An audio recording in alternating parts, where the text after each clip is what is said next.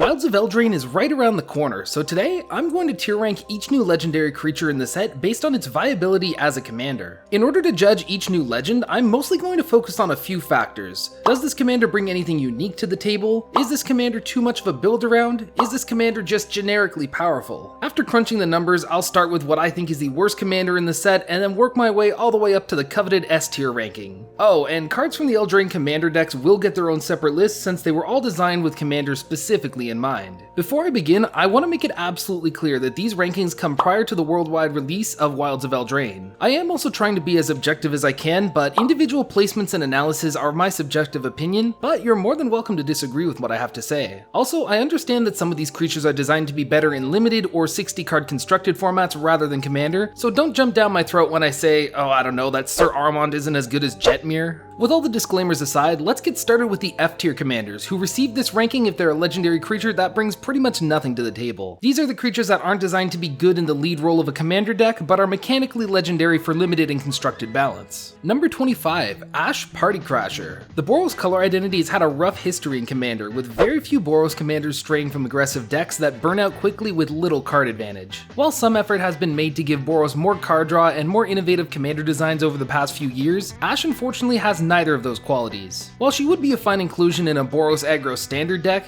she falls incredibly short as a hasty 2/2 for 2 mana. 1+1/+1 counter each turn of the table at best is not really a vibe when there are bigger geese to fry. Number 24, Godric Cloaked Reveler. Godric follows up on the design of Ash, but not in a way that makes it any more effective as a commander. Mono red aggro decks need to have some sort of way of taking everyone down at once, with commanders like Neheb the Eternal and another commander later on this list coming to mind as good burn decks. Godric is forced to target one player over and over again to stand any chance of being successful, which hasn't done any commanders like him any favors in the past. On top of that, dragon decks are one of, if not the most popular creature type decks in casual commander, but Godric isn't even consistently a dragon, nor does he do anything mechanically for the dragon tribe. Number 23, Old Flitterfang. I see the potential that this new rat commander brings to the table, except unfortunately it has nothing mechanically to do with rats at all. This creature is basically a more expensive flying Nantuko husk that poops out a food token every turn a creature dies. When you can draw a comparison between your new commander and a recurring draft chaff common, it's kind of hard to get excited for what that commander has to offer. Paying 3 mana to activate its ability is very rough, limiting its potential to deal a massive blow in the air all at once. Number 22, Ruby Daring Tracker. Having a mana dork with benefits in the command zone has its positives, and some commanders have proven popular in a similar role in the past. However, Ruby has some unfortunate limits placed on her, where she may be necessary to ramp out a creature big enough to trigger her ability, but then she misses out on the opportunity to attack. I can see her having a very welcoming home in a Ragged Dragon deck for a good long while, but she isn't the most interesting character that you could be playing in the command zone. Now we move on to the C tier commanders, who are low powered yet are still able to run a competent commander deck. There isn't much of a reason to build decks around them, mostly because there are other more powerful commanders in their given archetypes. Number 21, Johann Apprentice Sorcerer. Johann is yet another entry in a long line of Izzet commanders that let you cast instants and sorceries off the top of your deck. These commanders have proven to be both popular and fun to play, but Johann falls so far down this list because of its once per turn restriction. In draft or sealed, I completely understand imposing a limit to stop Johann from running away with the game, but this limitation is also what's keeping him from being a powerful leader of a commander deck. If Izzet Spellslinger is a playstyle that's captured your heart, you're far better off running a commander like Mizzix, Melik, or splashing white to run Elsha. Number 20, Totentanz Swarm Piper. Totentanz is a bit of a weird commander. On one hand, rats are a very popular creature type in casual commander, so you could run it as the leader of a rat deck. But on the other hand, its abilities don't line up with what that tribe does mechanically. Most rat decks grow their board to massive scales with rat colonies and relentless rats, so sacrificing your rants to make use of Totentanz's triggered ability is a bit counterintuitive. It basically acts like a Piper of the Swarm or an Ogre Slumlord effect in your command zone, but neither of these secondary effects should take precedence over a true rat lord at the helm of your deck. Outside of the rat route, Totentanz isn't exactly a particularly powerful Aristocrats commander in a world with Judith, Garna, and Logamos. Number 19, Obira Dreaming Duelist. Fairies have been a popular creature type from as far back as Lorwyn block, yet oddly, we never got a true fairy lord in the command zone before. Una and Alayla both produce fairy tokens, but neither of them care about fairies as a creature type. So if Obira opens up opportunities for a true fairy tribal deck, why does she fall so far down on this list? Her triggered ability is incredibly underwhelming in a format like Commander, where pinging each player for one takes a long time to become threatening. Fairies were also recipients of one of the Eldraine commander decks, and both of the commanders in that precon deck outshine Obira in pretty much every way. She easily gets added to the 99 of all fairies decks going forward, but she's far less of a priority to run in the command zone. Number 18, Lord Skitter, Sewer King. Lord Skitter gives rat decks the important black effect of exiling cards from graveyards, which is growing more and more important in a graveyard-heavy format like Commander. That being said, this ability isn't worth sacrificing a better Rat Lord's place as the leader of your Rack tribal deck.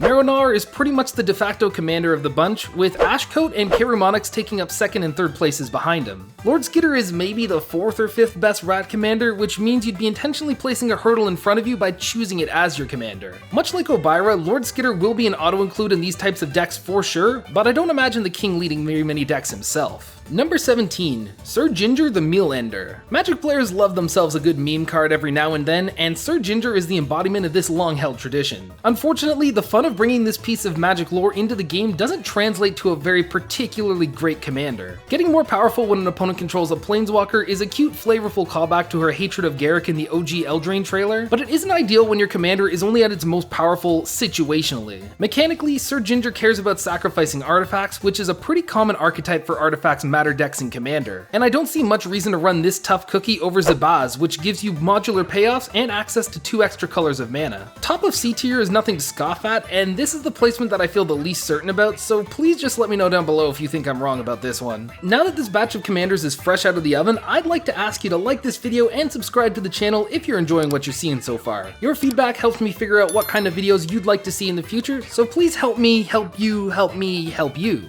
Moving along, it's time to move on to the B tier. Commanders in this category are decently usable, but don't offer enough power to be the best of their given archetypes. They're certainly better than the legends of C tier, but not quite in the best of all time discussion. Number 16, Sir Armont the Redeemer. The 6 roll aura tokens are the mechanic that I'm the most skeptical about in the pre-release period of Wilds of Eldraine, but the enchanted creatures matter archetype in the set does make me feel a little bit less worried about their viability of rolls. Sadly, this optimism doesn't translate to my hope for Sir Armont as a commander. Having a general with an anthem is a really powerful effect, but a static +1/+1 only on your enchanted creatures is pretty lacking in a post-Jetmir world. Unlike other commanders from the set, he also only generates 1 monster roll upon ETB, which means you're only boosting 1 additional creature the turn that you play him. To me, it's hard to justify running this commander when Calyx and Siona are both easier to cast and provide more value the turn they arrive. Number 15, Troyan Gutsy Explorer. In recent years, Simic commander decks have slowly morphed into an archetypical mode of generating a lot of mana, then using that mana to generate card advantage. Kinnan, Uro, and Emoti decks are all examples of this trend, and Troyan follows suit, but with an emphasis on mana value 5+ spells and X spells. In big mana decks, Troyan doesn't provide the payoff of Maelstrom Wanderer or Emoti, and having the mana dork in your command zone forces you to find an inconsistent payoff in your 99. I also don't really see much of a reason for you to play Troyan over an X-Spell commander like Zaxara or Roshin, who either give you additional payoff or ramp you up better respectively. Number 14, Neva, Stalked by Nightmares. Enchantress decks have been around since the dawn of EDH as a format, but most decks of this archetype focus on building up a huge board of enchantments. Neva, on the other hand, gives you the benefits when your enchantments leave the battlefield, which synergizes nicely with the new roll tokens in WoE.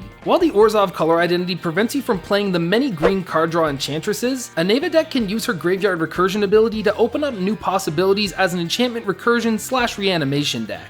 While the innovation is much welcomed, I think the lack of green's insane card draw abilities will make Neva fall very short, especially compared to Onyxia and Narcy from the recent Commander Masters precons who don't share this downside. Number 13, Greta Sweet-Tooth Scourge. Between both Eldraine sets and the Lord of the Rings universes beyond, the food archetype has no shortage of building blocks and powerful payoffs to work with. Combine the artifact generators with effects that care about sacrificing artifacts, and you have the start of a really powerful commander deck. Greta only comes off as mid-tier in comparison to a food commander later on this list, but I wouldn't underestimate this sweets-obsessed warrior. Sacking food to draw cards is an insanely powerful ability in a food-focused deck, and she can build up a creature from rags to riches out of nowhere. Seriously, this is the deck that Sir Ginger wishes it could be. Number 12, Imodane the Pyrohammer. When she was first spoiled, there was a lot of hype around Imodane and her burn spell strategy for commander. With rare exceptions, throwing lightning bolts and flame rifts around in a commander table are completely unviable when you have to spread your direct damage spells amongst 3 40-life opponents instead of focusing on one 20-life opponent. My bias does come into play here a bit because I know personally how powerful Neheb decks can be, and I'm not convinced that Imidane can keep up with Neheb's insane ramp abilities. She does have janky combo potential in a Zada-style shell, but I can't rate her much higher without direct proof of her abilities just yet. Number 11, Charade of Numbing Depths. Tapping your opponent's creatures has historically been underwhelming in a format like Commander, where hard removal, board wipes, and exile effects run rampant as format staples. You'll see these effects occasionally in stacks like Derevi or Timon and Rhoda, but Charade feels like a great card design that rewards you without grinding the rest of the table to a halt. Her card draw ability only triggers once per turn and will only give you one card even if multiple creatures are tapped at once, which encourages the Charade player to tap one creature per turn instead of jamming the Winter Orb or Stasis effects. Of course, with limitations comes lower power level, but I would consider this merfolk to be on the Morbid Opportunist level of power rather than a Corvold level. Next up are the A-tier commanders, who are all pretty good at leading their own powerful decks. They may not be outright staples, but they do have qualities that put them in the running for the best of their archetypes. Number 10, Baluna Grand Squall. On our first trip to Eldraine, the Temur Adventure deck became such an issue that a few pieces of the deck had to be banned in Standard. While the adventure spells in Wilds look much more balanced on paper, we finally have a true adventure commander in the best color identity for the archetype. Baluna's adventure half is a little steep for what it does, and her creature half is only a mana reduction for your exiled adventures. As a commander, Baluna feels fair yet a bit underwhelming, and I don't imagine her being more powerful than our previous adventure's General Gorian. I am glad Temur gets a proper commander for this type of archetype, but I wish that it was a little bit more pushed. Number 9, Talion the Kindly Lord. As one of the first new cards spoiled for WoW, Talion became one of the most popular upcoming commanders to release with Eldraine. They have a unique, almost uncard ability that rewards you with card draw for choosing a recurring number on each of your opponent's spells. My biggest concern with Talion is that their ability is incredibly narrow and the optimal number to choose will shift as time passes from early to late game. Luckily, Talion is a generically powerful commander that doesn't rely on the fairy synergies to be playable, so rather than a must-answer threat, they act like a light taxing effect that benefits you greatly. I admittedly might be underrating their raw potential, but if an optimal number is chosen, you'll be immensely rewarded for your skills of math. Number 8, Yenna Redtooth Regent. In a singleton format like Commander, where players only have one copy of most of their cards in their decks, clone effects can provide players with some insane value. Yenna acts on this format-wide demand by copying an enchantment as long as you only have one copy of it in play. Doubling up on a Sterling Grove, Smothering Tide, or Nyxbloom Ancient all seem incredibly fun to do on paper, but my fear is that Yenna doesn't stick out mechanically enough to become a great Enchantress leader herself. I hate to sound like a broken record, but we've already established the oversaturation of Enchantress commanders in the format, and Calyx kinda already beat Yenna to the punch. That being said, while I think Calyx is certainly better as a commander, Yenna doesn't strictly require an Aura's build to trigger her ability, so there could be some incentive to build her as a general Enchantress commander. Number 7, Agatha of the Vile Cauldron. Abilities that reduce the cost of activated abilities have been much desired for many years, and Agatha puts this interesting ability to use in your command zone for ease of access. This witch is one of the cheapest commanders on this entire list at only mana value 2, which means she can come down early and get to work on her game plan very quickly.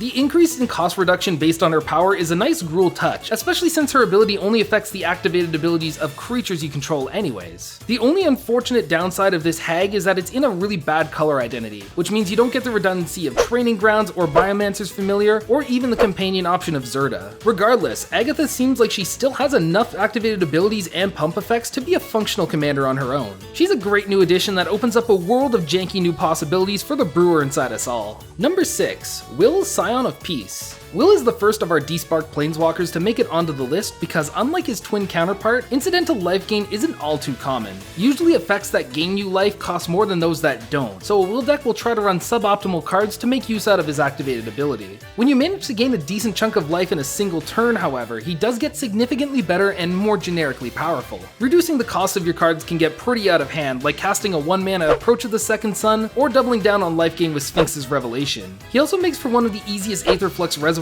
activations of all time, but Will's best plays are not nearly as impressive and game-ending as Rowan's, who we'll be talking about later down this list. All that being said, Will is more of a build-around card that forces you to run janky cards, but the potential of a massive generic mana discount is far from lost on me. Number 5, Kellen the Faeblooded. One of Boros Aggro's many flavors in Commander is the Equipment Voltron strategy, where you attach a bunch of powerful equipment to one creature and swing in for a ton of damage. Some equipment decks have also morphed into a go-wide approach, with commanders like Nahiri wanting you to spread equipment around multiple creatures to be successful. Kellen falls into an interesting middle ground where he wants to wear all the equipment, but he also provides a boost to the rest of your team if he does. On top of his unique ability, he also doubles up as an open the armory in your command zone, and because you can put adventure spells into exile, you technically never have to pay the commander tax on his creature half. He may not look super interesting or create something brand new, but I think that the WoW protagonist deserves to be in the conversation for future equipment commander builds. And now for the moment you've all been waiting for. The next 4 commanders have reached the coveted S tier. These are unique and fun new commanders that will either prove to be very generically powerful, or will become some of the best choices in their given archetypes. Number 4, Ariette of the Charmed Apple. Aura decks are again far from an original concept nowadays,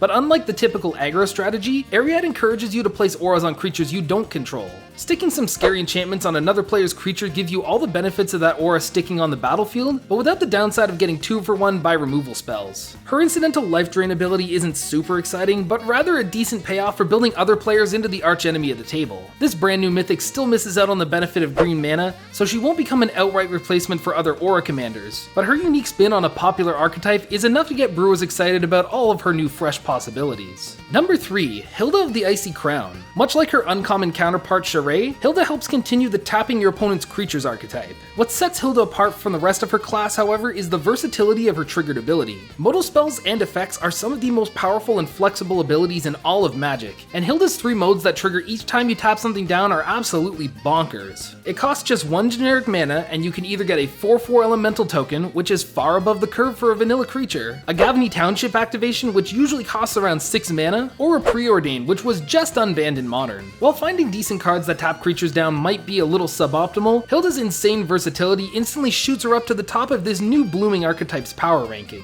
Number 2, the Goose Mother. In Throne of Eldraine Limited, the food archetype was one of the best strategies to play, but food took a pretty long time to catch up in constructed formats. Between Tales of Middle-earth tying food mechanically to the Hobbits, and printing a token-producing machine like Academy Manufactor, the Goose Mother is in a prime position to take over as the primary food deck in Commander. Simic has no trouble with producing buckets of mana to pump into her X, and the foods she creates have plenty of multi-purpose uses aside from generic life gain. Urza, Jaheira, and Inspiring Statuary all turn the artifacts into insane mana generators, and with colorless sacrifice outlets, there are far too many ways to sack the bird and recast it for pretty much infinite mana. Trust me, if you hear this bird a-honkin', you better stop it before it snowballs out of control. Number 1, Rowan, Scion of War. In a move that will shock absolutely no one, the deck that gets more powerful the more that you self-damage takes the crown for the new Eldraine set. Plenty of powerful spells and effects in black cause life loss as a quote-unquote downside. Just look at cards like Black Market Connection, Phyrexian Arena, Vampiric Tutor, Toxic Deluge, Bolas's Citadel, the list goes on. Rowan is comparable to Rakdos, Lord of Riots, which was once a staple of CDH for his ability to drop giant colorless creatures for free. While Rowan is restricted to black and red spells,